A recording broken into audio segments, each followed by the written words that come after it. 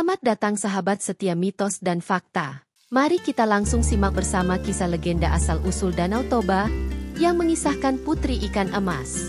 Pada zaman dahulu kala, di sebuah lembah subur yang terletak di Sumatera Utara, hiduplah seorang pemuda bernama Toba. Ia adalah seorang petani yang giat bekerja di ladang, mengolah tanah demi menyambung hidup. Namun, pada tahun itu, nasib tidak berpihak padanya. Hasil panen yang diperoleh jauh lebih sedikit dibandingkan musim-musim sebelumnya. Toba merasa kecewa dan mulai khawatir dengan masa depannya. Karena panennya yang kurang, ia terpaksa mencari penghasilan lain agar dapat bertahan hidup. Salah satu cara yang ditempuhnya adalah memancing ikan di sungai yang terletak tidak jauh dari rumahnya. Ikan-ikan yang ditangkapnya kadang-kadang dimakan sendiri, atau jika hasil tangkapannya lebih, ia menjualnya ke pasar untuk mendapatkan uang. Suatu hari, ketika pulang dari ladang, Toba berencana untuk memancing lagi. Dia berharap bisa menangkap ikan besar yang dapat dijadikan lauk makan malamnya. Dengan tekun, ia duduk di tepi sungai dan menunggu umpan pancingnya disambar ikan. Waktu terus berlalu, namun tak satu pun ikan menyambar umpannya. Hampir saja ia menyerah dan pulang dengan tangan kosong. Ketika tiba-tiba, pancingnya ditarik kuat oleh sesuatu. Toba sangat senang. Penantiannya tidak sia-sia. Dengan sekuat tenaga ia menarik tali pancingnya, dan muncul seekor ikan yang amat cantik, berukuran besar, dan bersisik keemasan. Tak ingin menunda lebih lama lagi, ia segera memasukkan ikan itu ke dalam wadah dan bergegas pulang untuk segera memasaknya. Sesampainya di rumah, Toba merasa kecewa karena persediaan kayu bakarnya sudah habis. Untuk bisa memasak, ia harus kembali ke ladang mencari kayu bakar. Ikan yang baru saja ditangkapnya ia letakkan di dalam tempayan agar aman sementara waktu. Sambil berjalan ke ladang, pikiran Toba dipenuhi oleh bayangan ikan besar yang akan ia makan malam nanti. Ia membayangkan betapa nikmatnya ikan tersebut. Setelah mendapatkan cukup kayu bakar, Toba kembali ke rumah dan segera menyalakan api. Namun, ketika ia akan mengambil ikan dari dalam tempayan, alangkah terkejutnya ia, ikan itu lenyap tanpa jejak. Tersisa hanyalah beberapa keping emas di dasar tempayan. Toba bingung dan tak bisa memahami apa yang baru saja terjadi. Dari mana datangnya kepingan emas ini? Sambil kebingungan, ia memutuskan untuk masuk ke kamar dan menenangkan diri. Saat membuka pintu kamar, Toba terkejut luar biasa. Di dalam kamarnya, berdiri seorang wanita cantik berambut panjang, sedang menyisir rambutnya. Wanita itu memalingkan wajahnya ke arah Toba dan tersenyum manis. Toba tertegun melihat kecantikan wanita tersebut. Tak pernah ia melihat seseorang yang seindah ini sebelumnya. "Siapakah engkau?" tanya Toba dengan gemetar. Wanita itu mendekat dan menjawab dengan lembut, "Aku adalah jelmaan ikan yang kamu tangkap tadi." Toba tak percaya dengan apa yang didengarnya. "Jelmaan ikan?" tanya Toba sambil mengernyitkan dahi. Wanita itu melanjutkan, "Ya, kepingan emas yang kamu lihat tadi adalah sisa-sisa dari sisiku. Dulu aku adalah seorang putri, tetapi aku dikutuk oleh para dewa menjadi seekor ikan. Berkat kamu, kutukan itu akhirnya hilang." Wanita cantik tersebut kemudian meminta izin untuk tinggal bersama Toba. Sebagai gantinya, ia akan memasakkan makanan untuk Toba. Walau masih diliputi kebingungan, Toba menurut dan membiarkan wanita itu mempersiapkan makanan. Makanan tersaji dengan cepat, dan Toba pun sangat takjub dengan keahlian wanita tersebut dalam memasak.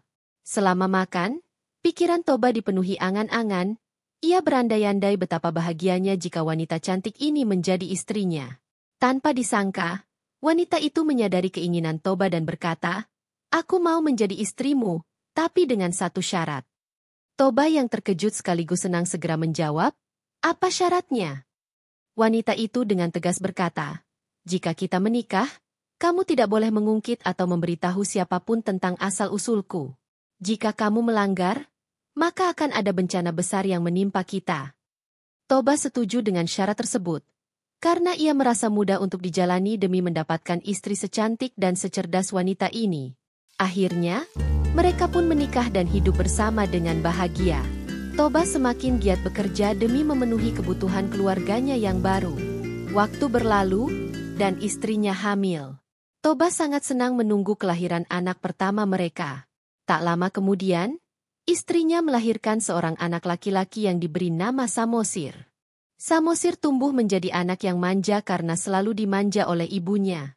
Setiap hari, ia hanya bermain dan tidak mau membantu pekerjaan orang tuanya. Toba sering merasa prihatin melihat kelakuan anaknya yang malas dan nakal. Namun, ia tidak tega memarahi anaknya terlalu keras, karena sang istri selalu membelanya.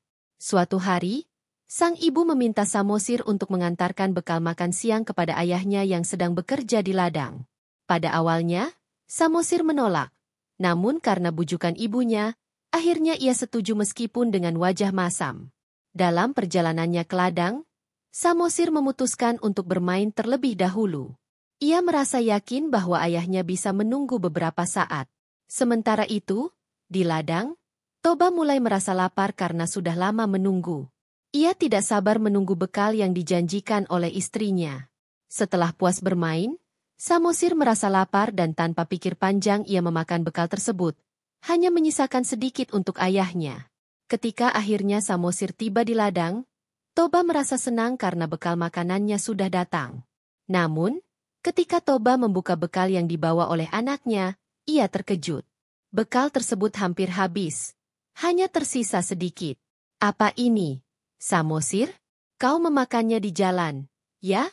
Tanya Toba dengan nada kesal.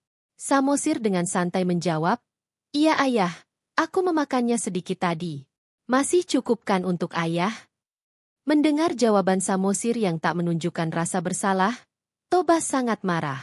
Amarahnya memuncak, dan tanpa sadar, ia mengucapkan kata-kata yang seharusnya tidak boleh diucapkan. Dasar anak ikan. Kau pemalas dan selalu menyusahkan orang tua. Samosir yang tersinggung dan merasa sedih, segera berlari pulang sambil menangis. Dalam perjalanan, ia merenung, mengapa ayahnya menyebutnya sebagai anak ikan. Sesampainya di rumah, Samosir segera mengadu kepada ibunya. Dengan terisak, ia bercerita bahwa ayahnya menyebutnya sebagai anak ikan. Sang ibu terkejut mendengar cerita itu. Ia sangat sedih, karena suaminya telah melanggar janji untuk tidak mengungkit asal-usulnya. Sang ibu lalu menenangkan Samosir dan berkata, jangan dengarkan kata-kata ayahmu. Kamu tetaplah anak ibu. Sekarang cepat lari ke atas bukit sebelum bencana datang. Samosir segera berlari menuju bukit, mengikuti perintah ibunya. Tak lama kemudian, langit berubah menjadi gelap, guntur bergemuruh, dan hujan badai melanda daerah tersebut. Air sungai meluap dan banjir bandang pun terjadi. Sementara itu, sang ibu, yang kembali ke wujud ikan, melompat ke dalam air. Toba yang sedang berada di ladang tak sempat menyelamatkan diri dan hanyut dalam banjir tersebut. Air bah terus menggenangi lembah itu, menyisakan hanya sebuah puncak bukit yang kini dikenal sebagai Pulau Samosir. Lembah yang terendam air tersebut kemudian menjadi sebuah danau besar, yang dikenal sebagai Danau Toba. Legenda ini kemudian menjadi asal-usul dari Danau Toba dan Pulau Samosir yang ada di Sumatera Utara hingga sekarang. Dari kisah Toba dan keluarganya, kita dapat memetik beberapa pentingnya menjaga janji yang telah diucapkan, karena pelanggaran janji dapat membawa dampak buruk, tidak hanya bagi diri sendiri tetapi juga bagi orang-orang di sekitar kita. Kesabaran dan tanggung jawab dalam mendidik anak menjadi faktor penting dalam membentuk kepribadian yang baik. Samosir yang dimanjakan menjadi anak yang malas, dan akhirnya keegoisan membawa masalah besar bagi keluarganya. Cerita ini mengingatkan kita bahwa segala tindakan memiliki konsekuensi, dan bijak dalam berkata-kata adalah hal yang harus dijaga agar tidak menyakiti orang lain. Terima kasih telah menonton videonya. Jangan lupa untuk like, komen, share, dan subscribe channel Mitos dan Fakta ini. Aktifkan juga lonceng notifikasi agar Anda tidak ketinggalan video-video menarik lainnya. Sampai jumpa di cerita video selanjutnya dan teruslah bangga dengan warisan budaya Nusantara.